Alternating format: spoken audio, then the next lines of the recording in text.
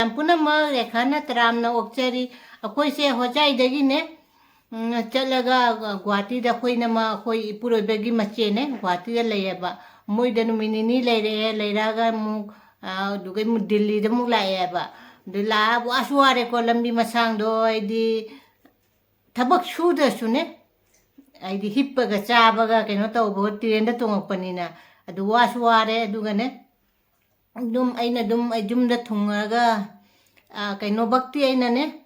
आनंद बिहार की कैनो भक्ति आइना वीडियो ममांग दा हापखरे को दुगा आइनाने मुबांग ना आइदि मथंगी नुमित मुबांग से तौबने बा पुलैदो कंगरने आइना सोनिया का पारी मोमने पिरपदो अदु दो आइनाने मुबांग ना हाना हापखरे दसी सिना आइना थुंगबगा मथंग नुमित की कैनो नि ब्लॉग ओइदुइ मेबा आइना करी करी कैनो तोरपा लैरम जुम कैसे हुई मा लैबनिना आंगांसिंगदि मोइ लोइ पुनमक मोइ माइ माइगी थबक की लोइ चनाग्रमिनाने हुई से मथंदा ले हुई से मखोन का तांगैने कोइ कोको से लैरमे कोको से खोंगदो कु कु कु सुमाइना खोंग मखोन से तोअमदेबने क्याम नुंगसु नुंगाइत्रेबा अदु दुछि ब्लॉग से आइना लाकपगा थुंगबा नुमितका मथंग गी ब्लॉग ओइदो मेबा सिरै दुम जेंगमिनारसि करी करी आइना तौबदो हंदक से जामना अखोइना कैनो देने गुवाहाटी दे कैनो लाकपसे चनी से खरा वाना दिल्ली से जौरे हाय तारे को थमोइ से अखोइ टिंग टिंग ने रिजर्वेशन फंगदबगिने अदुमाइ तौनने अखोइगी पोतो अखोइना लौ कैनो पोरप पोतो अखोइना फ्लाइट चटकदसुने केजी 10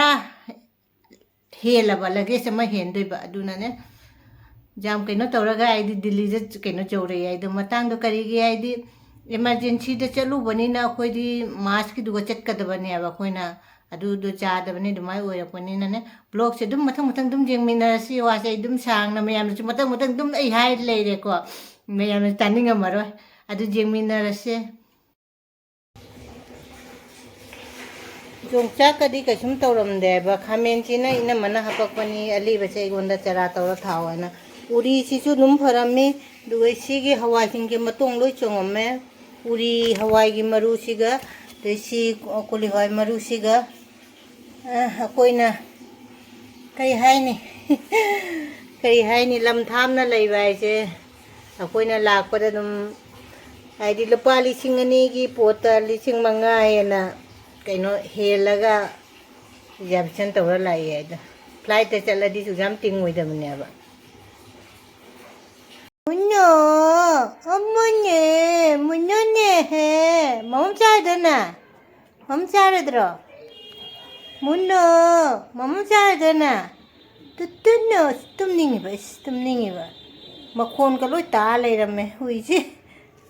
चाका में वारमिनने लुजा थोए वाई का तई खोना लोइ तौरे अदु चाकसे कामे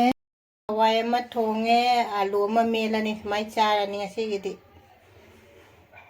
मेपी से मेट कैने तो कैनो तोरमबने अब आलू दी चाक तंगानजले दाल का अभी पहुंचाओ ये सिगम फ्रूट लौ लाए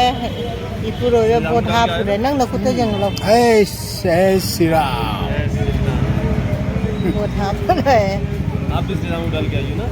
ये वाथा भी से केजी हम मखलम में भाई नने मतोन की खरा कखरे से ngasi de पोथा चलु बद संतरासु कोमलासु अंगूरसु लेरे से इपुरोइबगी बोट थापै गेंहल माइ मखुत कैनो जय श्री राम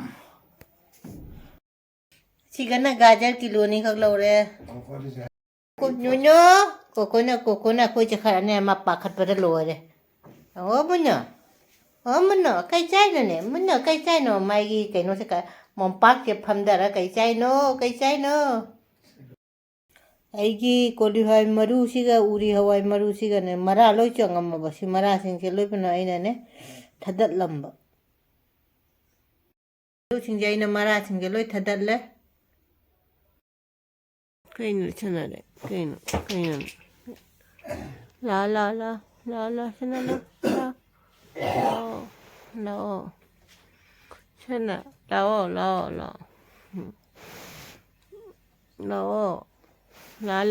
ला Ai sangene. No. Inane akhoi lakpagi mathang numine ba ayukini nane uriga aluga ina ngaure haure puroibidi chara chakhare ba aigi hingol jeng halake khamene sinbi se pungkang kang na leiramme ba macha macha se munna leiramme ai hingona bu ingang singe sing hai biram dana pungkang kang amme se pung ni pan tare ba sat ka se mot pun loiramme silot na wai si to kotok taugi ge pung sumaina ni pung ni pan tare aigi hingol jeng si pung hingol kangarang ai nga hai pet jeng ambani ising kara irambani sumaina hangam ko te lei loi sale si hangam sim dia phaba hangam ne ba si maru lau ge na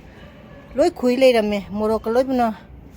sumai tawna leiramme jendem di kha pharamme sigai sia kaino huro hau bane ba kai methi loi loiramme asini jum chaluraga isa singse mai mai mathau chinbanina aina haibiu aina haibadu mai nakupi budi kasum toramde atei singsi aina ngarang lakpaga ising hairabane ba pung ani mukta bai dugane nunthingi udi aina toningok thaga na ne toningok mara kha porakpa mara se sumai nai na pore ba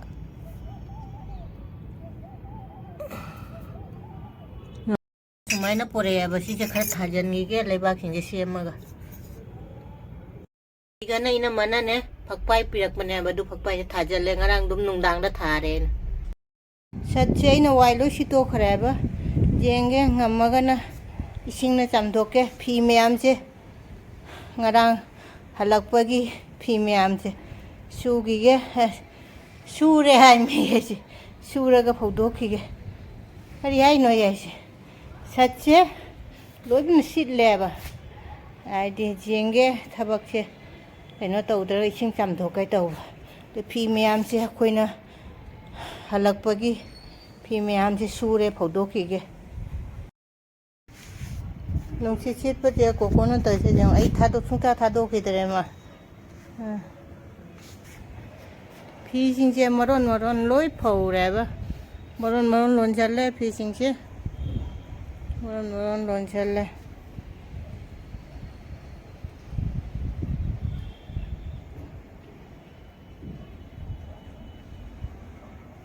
ngasi se uri hawai se khaibom ma thongage di ai ngarang na ne maku se khoktom ma bane ba loi matong chong khala ba thongage sima thongage sonia na pirakpa pulai pulai du pulai gi manam namde jengang khaga namba du mai tawre khangde manam mama namme pulai gi manam de manade adu amma logai rolage pari mom na pirakpa ne ba si se pari mom na ne ma chaja ne leija bane ba du ai unara duga ne ai gona ne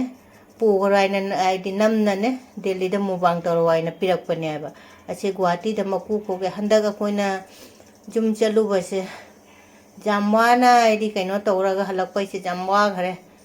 ai sumaina kam mathang da gai sumaina ne emergency da gai jum ka chakcha ningdre gari ke ano koina di cancel to reservation confirm hoidana reservation confirm hoidana gari ahum mari cancel tawri me ko se paisa su tingba akomba da paisa hai paisa kaino da ne tawraga lae chatta jada sonda hu mi no phone tawchale hui kaino tawna khongna idi kapna leire haina makhai mingna phone ka tawchale ba asini si rolage aluga marum di faja changdi re ba do jongcham hapchala ge rom ai handak pore jongchak se haidi chinju chabe jongchak tare puri hawai se na sok tok san gre ba chumaina sok tok sale khamen chimbi ha pa sok tawre sabi ningai di kanam laite epuroibasu office khare aina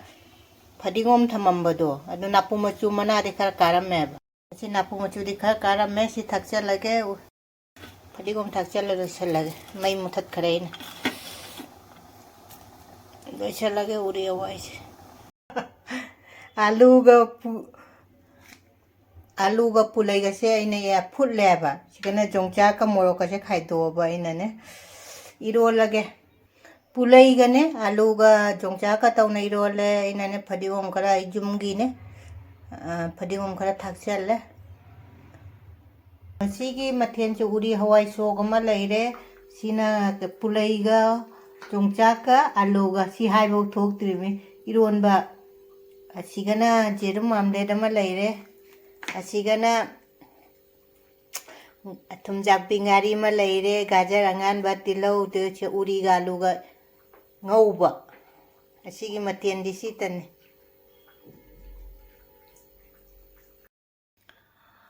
mayam asigi blog se siga dum oire ko ad mathangi blog tana inane aina kari kari purakpa mayam da dum share torake adu jingmina si asigi di siga thamage mathang blog khande mubang khande unare che bye